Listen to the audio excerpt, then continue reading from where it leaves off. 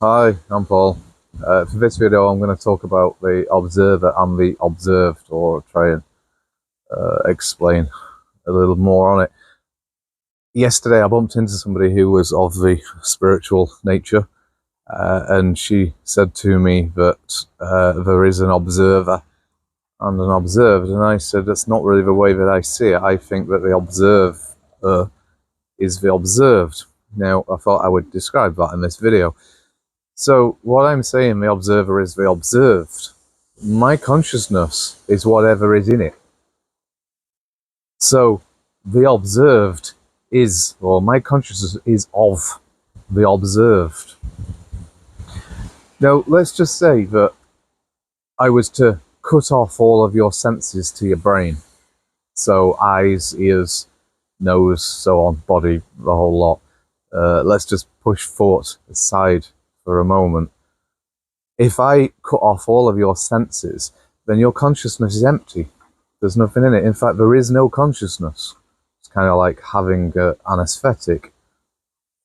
So if then I say, well, we'll reconnect your eyes, and I see a rock, and my consciousness consists of the rock.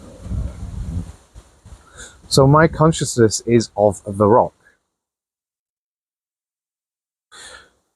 So what I'm suggesting is my consciousness is made of whatever is in it. Now, we can apply thought into this. But when we apply thought into it, then thought tries to create the appearance that I'm the one who creates the consciousness that holds the contents. Now, if I change the consciousness to space, so what I have really is not consciousness, I have space in which what I receive, or information that I receive from the outside world, holds itself in this space. So if we really look at it without thought, if I observe the rock, if I just observe the rock, we could see that there's no distance between me and the rock. Because my consciousness is of the rock, so therefore the rock is in my consciousness, there isn't any space between me and the rock. The thought likes to apply the fact that I made the space, or I am the space in which everything appears. So where does the space come from? Is the space me? So the space is, let's say, the ground, the source. The ground in which everything comes from, and everything goes back to. The start is the end. So the space is from the ground in which everything comes from.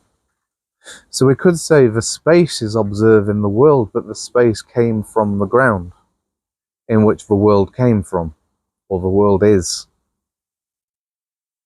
So in other words, we could say that I am the universe observing the universe. Now, thought can do the same in this space. So thought can put things into this consciousness, into this space. And obviously that's what most of us seem to be doing. We're always seeking, trying to put something else into our consciousness. Only anything that thought puts into consciousness is of the past. So like I see the rock now, and therefore my consciousness is of the rock. Thought is trying to do it in a different way. So anything that thought can put into the space of the consciousness is of the past. Now, I can't help think that thought tries to do this for pleasure. So thought is trying to seek pleasure by trying to put other things that don't really belong in the consciousness for pleasure purposes, which is what we all seem to do. We could also say that the thinker is the thought, Because we're placing thoughts inside of a space, inside of a consciousness. Therefore, my consciousness is of that thought. But the thoughts don't come from the outside world. They come from past memories, past knowledge, past experiences, projected into the present, or projected into the future, which is still the present, which is into my space, into my consciousness, trying to seek pleasure. Why? Why do we try to seek pleasure? Now, I don't really think this is one for the video, but it's something I've been looking into quite a bit just lately, and I think the idea is we're trying to seek pleasure to try and seek a center, which gives the appearance that it's me who's creating the world. It's also me who's putting everything into place. It's me who's organizing this center. And I think the reason why we want to try and create a center is to try to control the mind, try to control the brain. Like I said, it's not really for this video, I just thought I would, but I didn't think, it just seemed to happen. But imagine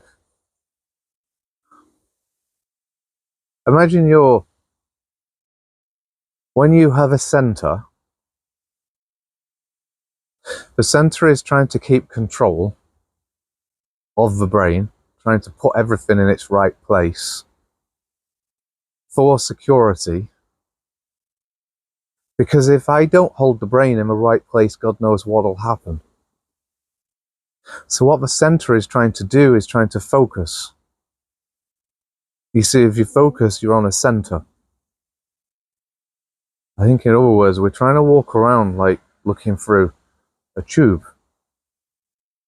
You see, if we look through a tube, we're only seeing one center. And by doing this, it gives us the appearance that we're in control. We're holding the brain on a focus, on a center. And the fear is if this tube falls apart, I don't just see the center. The whole lot comes into my consciousness. And then gives the appearance that I don't have control. But like I say, that's not really important for this video. I'll probably do something about that in the future because it's something I've been looking into for a little while. I've not really put it together yet. So anyway, I think that's all I've got to talk about. So thanks very much for listening.